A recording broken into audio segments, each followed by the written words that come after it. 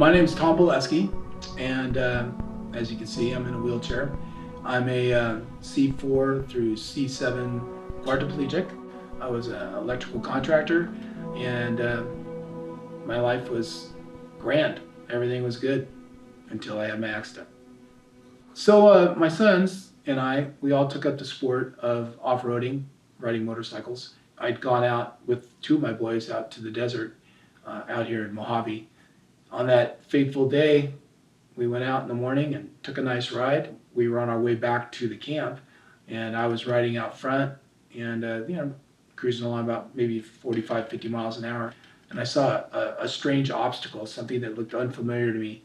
I had no time to react, and instinctively I kind of grabbed the brakes a little bit too hard, and I ended up going over the handlebars, basically flying through the air, and I impaled myself in an embankment. Head first, and it was that collision that caused the compression of my spinal cord, and I was pretty much instantaneously paralyzed. Having a high-level spinal cord injury and becoming a quadriplegic is devastating.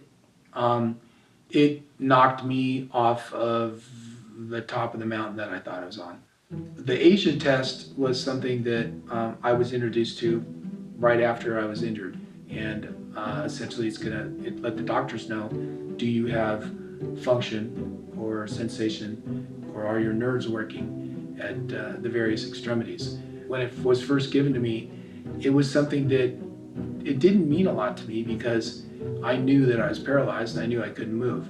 And the doctors and the medical world had diagnosed me as a high-level quadriplegic with a complete injury, never to recover from being ventilator dependent.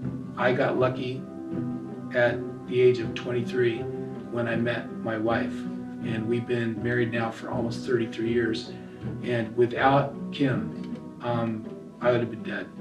And she told him, she said she would rather have me at home and care for me here than to let me die somewhere else. And from that point on, it was just a journey to recovery here at my house and doing everything I could possibly do to try to get better. It's very traumatic for people to see you one way, the previous year, and then come back around and find that you're in a chair and you're paralyzed.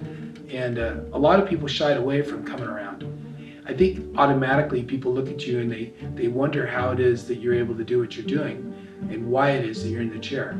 Disability can be a strength just as easily as it can be a limiting factor in how you participate in everyday life. It's that tenacity and that will to have your mind over your body say that you can continue on.